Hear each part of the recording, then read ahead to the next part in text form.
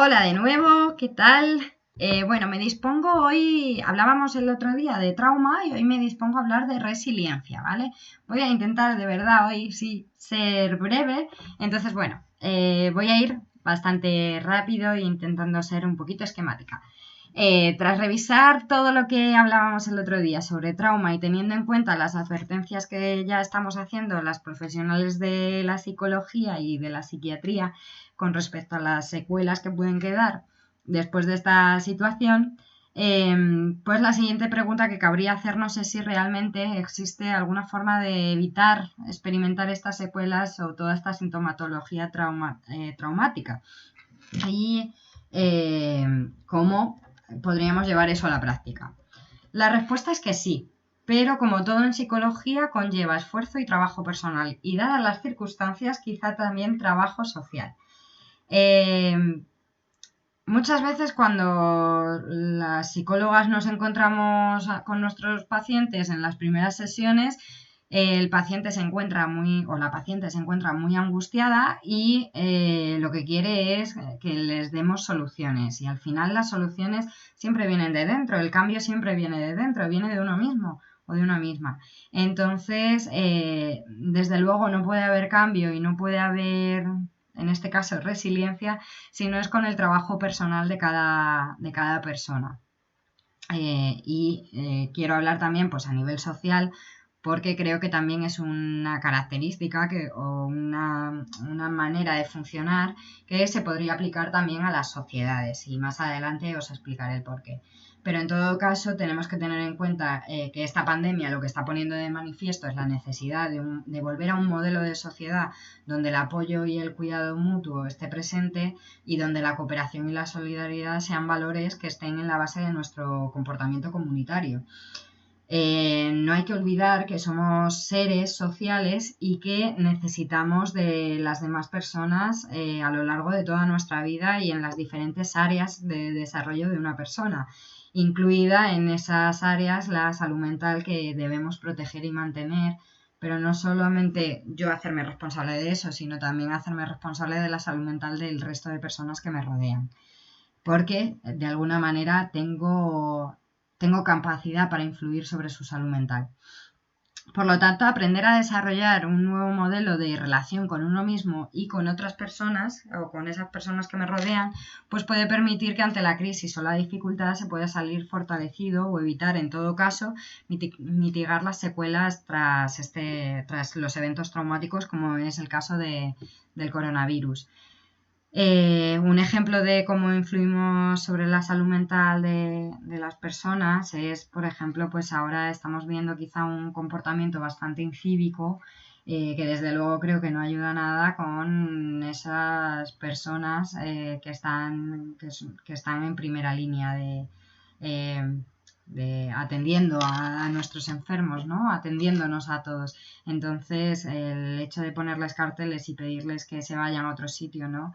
El mostrar ese rechazo cuando al mismo tiempo estamos saliendo a los balcones a agradecerles es un poco contradictorio y desde luego es bastante insolidario y creo que va en contra de una sociedad que pueda superar una crisis. Este tipo de situaciones posiblemente pues para médicos o trabajadores de los sectores esenciales ahora mismo sea bastante traumático, ¿no? Por eso digo que no solamente hay que plantearse esto a nivel individual, sino a nivel social también. Y todas estas características llevarlas también a un plano social. La resiliencia es una capacidad de la que ya os he hablado en otras ocasiones que tenemos los seres humanos para adaptarnos a circunstancias que son adversas. Principalmente esta capacidad aparece cuando nos encontramos en situaciones estresantes, dolorosas o que tienen potencial traumático. Aunque estas características, o sea, las acciones que podemos hacer para desarrollar la resiliencia las podemos hacer en cualquier momento de nuestra vida, pero es verdad que siempre a lo largo de nuestra vida tenemos determinados factores o aspectos que sí que son estresantes, por lo tanto quizá siempre aparezca en momentos estresantes de la vida. Supone desarrollar una respuesta eficaz a un hecho que pone en riesgo o que amenaza de alguna manera a la persona, ¿vale? Ya sea a nivel físico o emocional. Para ello, en muchas ocasiones, lo que ocurre, o sea, cuando nos encontramos en esta situación, lo que ocurre es que muchas veces tenemos que desarrollar nuevas habilidades.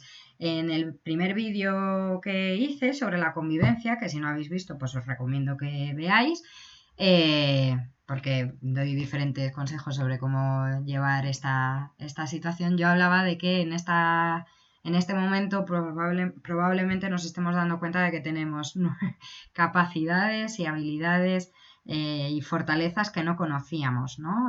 Y que estaban ahí o que conocíamos y no le dábamos importancia. Y otras se estarán desarrollando a lo largo de estos días. Entonces, todas esas habilidades, cuando se supera la situación y recuperamos el bienestar emocional, psicológico y físico, todas esas habilidades son las que nos hacen salir fortalecidos de este suceso, ¿no? Que en principio era adverso. Aunque este término a día de hoy se relaciona con la psicología positiva y posiblemente con el padre de esta, que era Martin Seligman, o que es, porque sigue siendo el padre, Martin Seligman, en realidad fue un psicólogo, psicoanalista, psiquiatra y neurólogo, Boris Cyrulnik, quien divulgó este concepto. Y este concepto lo extrajo de los escritos de John Bowlby. John Bowlby era otro psicoanalista que sentó las bases del desarrollo infantil y el vínculo, y lo que sabemos del vínculo del niño con sus cuidadores. Aportó a la psicología una importante teoría sobre el apego que todavía seguimos estudiando en todas las universidades de psicología. Y posiblemente no solo de psicología, sino de otras áreas. Este término fue extraído de las ciencias como la física, la ingeniería y la química, como ya os he contado en otros vídeos, y se refiere a esa capacidad de los materiales para perder su forma, para sufrir una modificación, un estrés, pero después volver a su forma original. Esto se puede observar perfectamente en los muelles, que los estiramos, pero en el momento en el que dejamos de hacer fuerza y de ejercer ese estrés sobre el muelle, soltamos y vuelven a su forma original. Este concepto, en la actualidad y debido a las nuevas investigaciones, se ha ampliado un poquito. Entonces ahora ya no hablamos de una sola capacidad, sino de un proceso que va cambiando y en el que influyen diferentes factores. Entre estos factores, pues encontramos factores de tipo cognitivo, es decir, cerebral, por decirlo de alguna manera, ¿no? Que tiene que ver con los pensamientos y con el funcionamiento de diferentes áreas cerebrales. Factores o aspectos bioquímicos, pues que tienen que ver con todas las sustancias químicas o todos los elementos químicos que se mueven dentro de nuestro organismo, fisiológicos, aspectos afectivos, pero también relacionados con el ambiente en el que crecemos y en el que nos desarrollamos como personas. Por ejemplo, la familia, nuestra biografía, aquellas cosas que nos han ocurrido, aspectos socioeconómicos, sociales y culturales. Entonces, bueno, como veis, la resiliencia es algo muy complejo, ¿no? Y donde influyen muchas cosas. Entre esas cosas encontramos precisamente el apego. Recordemos que si Bowlby estudió esta capacidad fue porque él estaba desarrollando una teoría sobre el apego. La primera vez que se estudió este asunto fue en niños y niñas que estaban pasando por una situación traumática y que habían estado privadas de cariño y de un cuidado adecuado. No se estaban cubriendo sus necesidades. La figura que les cuidaba, la figura cuidadora, no les estaba ofreciendo quizá el amor incondicional que necesitan los niños, ni estaba velando porque sus necesidades emocionales, de atención o fisiológicas estuvieran cubiertas. Cuando esto ocurre en edades tempranas, ese niño que algún día será un adulto se desarrolla en una situación de vulnerabilidad. Entonces no aprende a regularse, por ejemplo, a nivel emocional, no aprende a relacionarse consigo mismo y con otras personas de una forma sana. Y esto genera justamente que, como veremos, se gestionen peor todas las situaciones estresantes. Por lo tanto, tener un apego seguro en la infancia y haber recibido el cariño y el cuidado o haber tenido cubiertas las necesidades físicas y emocionales es una característica que a priori hace que una persona sea resiliente. Sin embargo, esto no es tan sencillo, pues todas las personas o casi todas las personas cuentan con algún área en su vida en la que no sintieron este tipo de apego, sino que sintieron apego de tipo inseguro o de tipo ambivalente. La buena noticia es que, por suerte, y como nos desarrollamos en comunidad, en sociedad, somos seres sociales, de ahí la importancia de lo que yo decía al principio, ¿no? De llevar todas estas características también a la sociedad. Las personas nos encontramos con muchas otras personas a lo largo de la vida, no solamente aquellas que nos cuidan, sino, por ejemplo, aquellas que nos educan, todo el profesorado y en general, pues toda nuestra familia, nuestros familiares. Estas personas con las que vamos encontrándonos a lo largo de la vida, quizá más adelante, pues ya siendo adultos, ¿no? Pues, posibles parejas, amigos, psicólogos, dados el caso, o médicos, pueden reparar y reconstruir aquello que pudo no ser lo ideal durante la infancia y la adolescencia, o puede, porque también hay que hablar en presente y hay que tenerlo en cuenta para relacionarnos con nuestros niños y nuestros adolescentes. Las personas que han tenido apegos seguros en la infancia pues suelen tener una adecuada seguridad en sí mismas y confían en que sus capacidades les van a permitir reconocer sus fortalezas, pero también los límites que tienen sin que esto dañe su autoestima. Por lo tanto, tienen una buena autoestima y mantienen una buena relación consigo mismas. Son capaces de confiar y de forjar relaciones fuertes, sanas, duraderas, precisamente por esa seguridad y esa buena autoestima que tienen con otras personas. Y se rodean de personas que tienen una actitud positiva, amable y respetuosa. Son capaces de pedir ayuda y de buscar apoyo social. Se sienten bien compartiendo sus sentimientos con otras personas, a pesar de que estos quizás no sean los más agradables, ¿no? Pues a lo mejor compartiendo la tristeza, ¿no? O sus vulnerabilidades. Y disfrutan teniendo relaciones íntimas y relaciones sexuales también. Si se cuidan estos aspectos, se puede ser una persona o nos podemos desarrollar como personas resilientes. A veces estas capacidades no son tan sencillas de desarrollar precisamente por esos traumas o microtraumas que hemos sufrido a lo largo de la vida.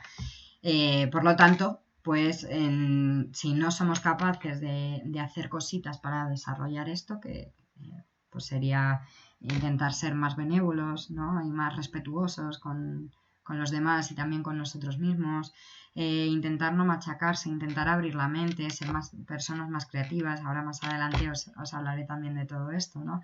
Si se cuidan todos estos aspectos e intentamos quizá no machacarnos tanto y tener sobre todo seguridad y buena autoestima, que es lo que nos genera un apego seguro en la infancia, pero que si no lo hemos tenido, pues este es el momento, ¿no? para dárnoslo a nosotros mismos o para intentar generar esas consecuencias del apego seguro. Si no se consigue de forma individual o si yo sola no puedo, pues siempre se puede contar con la ayuda de profesionales, amigos, familiares, ¿vale? Y luego, por otra parte, el estrés, que era de lo que estábamos hablando antes, ¿no? Los niños quizá que no han tenido un apego seguro viven en una situación de mucho sufrimiento a nivel emocional y de mucho estrés. Porque cuando el niño se siente inseguro o no tiene cubiertas todas esas necesidades, probablemente esté hipervigilante, ¿no? Los estudios neurológicos lo que han demostrado es que una persona cuando sufre a nivel psicológico sufre modificaciones en su cerebro. o se producen determinadas modificaciones en su cerebro, principalmente por el efecto del cortisol. El cortisol es aquella sustancia o aquella hormona que se genera cuando estamos estresados. Y principalmente se debe justamente a esto que os decía antes, ¿no? Y que tiene tanto relación también con el apego.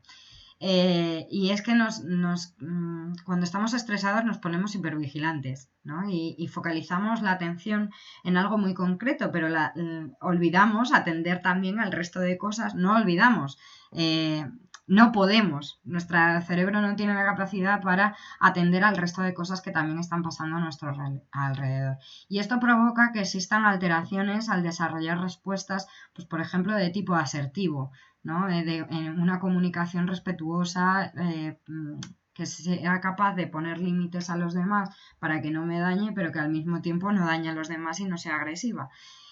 O, por ejemplo, respuestas creativas que permiten dar nuevas soluciones o aportar una nueva visión a una situación que es difícil y que no hemos podido resolver de otras formas, ¿no? Aparecen además pues mucho más, cuando nos encontramos en esta situación aparecen estereotipos y prejuicios que lo que nos están ayudando es anticiparnos a las situaciones. El problema es que esto muchas veces pues da lugar a sesgos, ¿no? y realmente nos está haciendo daño o está haciendo daño a otras personas. Aparecen, pues como os decía, ¿no? Pensamientos muy sesgados y también muy rígidos. Y tenemos, en último término, pues dificultades en la relación con los demás e incluso disfunciones sexuales. Como veíamos antes, las personas seguras sí que en el plano sexual se sienten seguras, y sin embargo las personas estresadas quizá no tanto, ¿no? Y el estrés pues es también contrario a todo esto. Es un enemigo también de todo esto. Al final, en nuestro cuerpo y nuestra mente, por mucho que los separemos, están relacionados, son una misma cosa. Son dos partes de lo mismo, pero igual que un brazo y una pierna. Relacionado con este aspecto, podríamos decir que las personas resilientes, además de todas las capacidades de las personas seguras que hemos visto antes, pues también tienen la capacidad de gestionar sus emociones, porque lo han aprendido en la relación con sus cuidadores siendo pequeños. Tienen capacidad para gestionar sus emociones y no dejan que las situaciones les controlen. De hecho, dejan de controlar situaciones para empezar a controlar las emociones que les provocan esas situaciones. Controlan su respuesta a nivel emocional a esos eventos y no tanto qué está pasando. Utilizan muchas veces, relacionado con esta capacidad de gestionar emociones, pues muchas veces para aliviar el dolor o el sufrimiento utilizan el sentido del humor. No de forma sarcástica, no de forma irónica, sino de forma natural y de forma real, ¿no? Que es muy diferente. Vemos muchas veces que a personas que a lo mejor ponen la puntilla, ¿no? O parece que utilizan el humor, pero de una manera que no nos resulta muy natural, ¿no? Entonces, no se refiere a eso, se refiere a gente que de verdad se ríe, ¿no? De un poco de sí misma o de lo que le está pasando de una manera que le hace bien, ¿no? Y que alivia el dolor. Suelen practicar mindfulness o conciencia plena o meditación, por ejemplo, o tienen herramientas de relajación y de vuelta al presente, ¿no? Que les devuelve al presente. Son personas que tratan de vivir el momento actual e intentan no adelantarse, porque como hemos visto, no podemos anticipar acontecimientos. ¿Quién anticipaba esta situación en la que estamos ahora, ¿no? Entonces, son personas que se centran más en qué puedo hacer ahora, que esto es algo que también nos transmito yo en algunos vídeos, qué podemos hacer ahora, ¿no? Y qué decisiones puedo tomar yo ahora. Luego ya veremos, ¿no? En qué acaba esto. Son flexibles a los cambios y entienden la dificultad como una oportunidad para aprender. Esto es algo que también os he transmitido en algunos vídeos. Se esfuerzan y perseveran para lograr sus objetivos y aprenden de los errores, pero siendo compasivos. Es decir, cuando cometen un error, no se machacan por haberlo cometido, entienden que son humanos, que también se equivocan y que no pasa nada, que se aprende de ello y vamos otra vez a por ello, porque son personas también, pues eso, que se esfuerzan mucho. Entonces, bueno, que hemos caído, no pasa nada, hemos caído, nos levantamos y volvemos a intentarlo de otra manera, porque son personas creativas y evitan la visión en túnel, no se meten, no se obsesionan, no se obcecan con una simple manera una sola manera de resolver los asuntos, sino que intentan ampliar su campo y buscar, si esta solución no me funciona, pues a lo mejor tengo 99 más que probar, ¿no? Dan soluciones normalmente novedosas y eficaces a situaciones difíciles y esta es una característica muy importante dentro de la resiliencia. Son personas también objetivas, intentan ver la realidad tal y como es. Esto no significa que sean pesimistas, todo lo contrario, de hecho son optimistas, porque creen en sus capacidades, son perseverantes, aprenden de sus errores, son compasivos, ¿no? Entonces, por todo lo anterior, son capaces de dar soluciones novedosas y creativas, pero y que sean eficaces a situaciones difíciles, pero no se van por las ramas tampoco, se centran en lo que realmente hay. Y esto también tiene mucho que ver con esa capacidad de gestión emocional. Muchas veces no vemos la realidad tal y como es porque nos manejan nuestras emociones, no tenemos control ninguno sobre nuestras emociones. Posiblemente veamos una situación muy, muy negativa y no podamos ser optimistas si estamos sumidos en la tristeza o en la ira, ¿no? En el enfado. Entonces, si somos capaces de manejar o de gestionar esas emociones, probablemente veamos la realidad con muchos más colores, no solamente en negro. Son personas asertivas y que intentan pues no dejarse llevar por estas primeras impresiones, prejuicios, estereotipos. Esto es muy difícil porque en general, primero, nuestro cerebro funciona de esta manera y segundo, vivimos en sociedades que fomentan este tipo de pensamiento estereotipado. Entonces, bueno, quizá esta sea una de las cosas más difíciles, porque hay veces, por mucho que lo tengas trabajado, pues te puede seguir saliendo el estereotipo, ¿no? Quizá no es tanto, es ponerse en duda, ¿no? Muchas veces poner en duda lo que estoy pensando y bueno, mirar la realidad con diferentes prismas, intentando estar abierto también a otras realidades y no juzgando esa realidad, que esto tiene también mucho que ver con la conciencia plena y con el mindfulness. Como veis, aquí está todo súper relacionado. Bueno, todas estas características se pueden desarrollar, pero es importante no obsesionarse con esto, ¿vale? Y menos en este momento. Esto hay que hacerlo poco a poco, no se consigue desarrollar todas estas cualidades de un día para otro.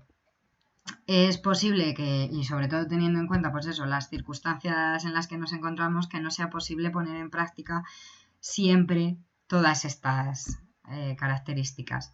Pero lo importante es irlo pudiendo hacer a nuestro ritmo, al que cada uno tenga. Y sin ansiedad. Irlo practicando, ¿vale? Y pues cada vez que me dé cuenta de que no estoy siendo asertivo, intentar ser asertivo, recordarnos todas estas cualidades, ¿no? E intentar irlas poniendo en práctica en diferentes situaciones que nos vayamos encontrando. Estamos en una situación que, por ejemplo, en la convivencia, pues pueden surgir dificultades, como decíamos en el primer vídeo, ¿no? Pues es el momento, a lo mejor, de poner muchas de estas características en práctica, en esas dificultades o en esos problemas que surjan con mi familia. O conmigo mismo, pues si me siento triste, ¿no? O cómo estoy viviendo esta situación. Pero, pues por lo difícil de la situación es posible que no siempre seamos capaces y no pasa nada, está bien, porque no hay que ser superhéroes aquí. Lo importante es hacer el esfuerzo y bueno, todo irá llegando. Si nos vamos esforzando, como decía antes, ¿no? Si nos vamos esforzando, el cambio llega.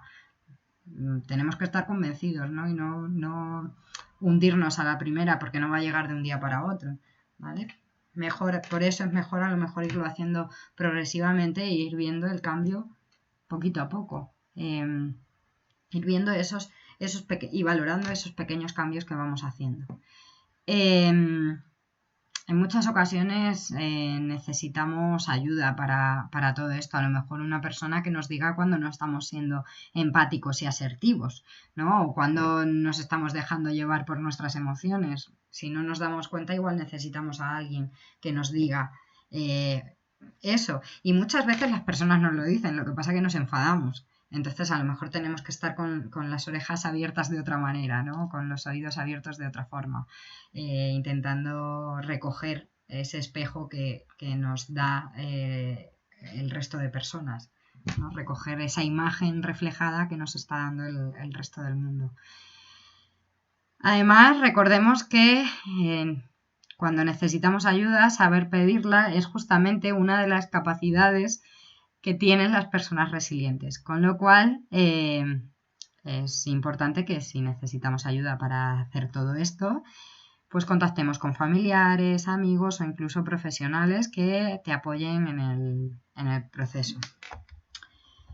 ¿Cómo aplicamos esto a nivel social? Que sería lo último de lo que vengo a hablaros. Pues conforme cada ciudadano y ciudadana cambia, cuando va cambiando gran parte de la ciudadanía, cambian también los intereses y cambia la sociedad. Entonces, un ejemplo de ello, por ejemplo, es cuando legislamos, ¿no? Una legislación varía según el país, la cultura, las inquietudes, no tenemos las mismas leyes en unos países que en otros y eso es por la sensibilidad de la sociedad. Si yo me sensibilizo con la violación, ¿no? O con las agresiones a los niños o a las mujeres o a determinados colectivos, pues posiblemente si se convierte en una preocupación mía, se legisle, ¿no? A la larga, cuando eso forme parte, no solo que sea mía, sino que sea mía del otro o de la otra, cuando es de una mayoría, pues se convierte en un interés social y o en una preocupación social y esa preocupación social termina formando parte de las diferentes partes de la sociedad. En este caso, pues la legislación, ¿vale? Pero también la política, por ejemplo. Por lo tanto, si nos comportamos de esta forma en la relación con los demás, crearemos una sociedad mucho más respetuosa, más sana, con mejor comunicación, con más capacidad de afrontamiento de las situaciones complicadas, comprenderemos a nuestros vecinos y llevaremos estos valores a la política, a las empresas y a muchos otros aspectos sociales y culturales. Esta sociedad, a su vez, nos va dando feedback sobre los valores que tenemos a nivel individual, con lo cual, si nosotros creamos esa necesidad o esos valores dentro de la sociedad en la que vivimos, aquella persona que se salga de la norma posiblemente sea mirada con lupa, ¿no? Por el resto de la sociedad y por los diferentes poderes que hay dentro de la sociedad, con lo cual se controlará también el comportamiento de aquel que no cumple con este modelo. Que de hecho eso lo hemos visto perfectamente en estos días, ¿no? Como decíamos, ese está saliendo y es un incívico. Lo que pasa es que también hay que tener cuidado con esto porque hemos visto situaciones en las que de verdad podían salir, ¿no? Pues porque fueran médicos o tuvieran alguna discapacidad o diversidad funcional y salían por ese motivo, ¿no? Y se han sentido juzgados. Entonces hay que tener también un poco de cuidado con este feedback que de vez en cuando damos a nivel social.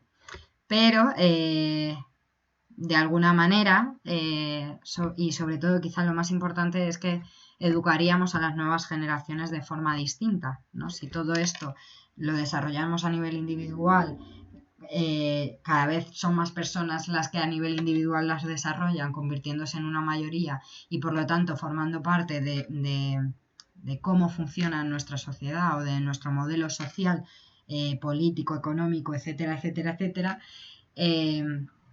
generaríamos unas enseñanzas nuevas o distintas sobre las nuevas generaciones, ¿no? Entonces, las nuevas generaciones ya no se plantearían otro modelo que no fuera este. Y esto es lo que venían a decir con aquel lema, ¿no?, de lo personal es político. Un lema del movimiento extraído del movimiento feminista, en este caso, para utilizarlo de otra manera, y popularizado por una activista estadounidense que se llamaba Carol Hanisch, aunque ella no asume la autoría de este lema, de esta frase. Pero yo añadiría que no solamente lo personal es político, sino que también es social. Todo lo que hagamos a nivel privado tiene una repercusión sobre lo público y viceversa. Porque, como decía al principio, pues somos seres sociales. Así que bueno, hasta aquí todo lo que os quería contar de la resiliencia. Espero que os sea útil. Si tenéis alguna duda concreta, no dudéis en contactar conmigo. Yo quedo a vuestra disposición para, bueno, pues daros a lo mejor pautas más concretas para hacer algo de lo que pone aquí. Y nada, mucho ánimo y mucha fuerza, y vamos a por otra semanita de confinamiento, pero bueno, esto ya parece que va llegando a su fin, así que vamos a intentar que cuando salgamos de esta seamos mejores personas y sobre todo una sociedad más sana que la que veníamos siendo. Muchas gracias.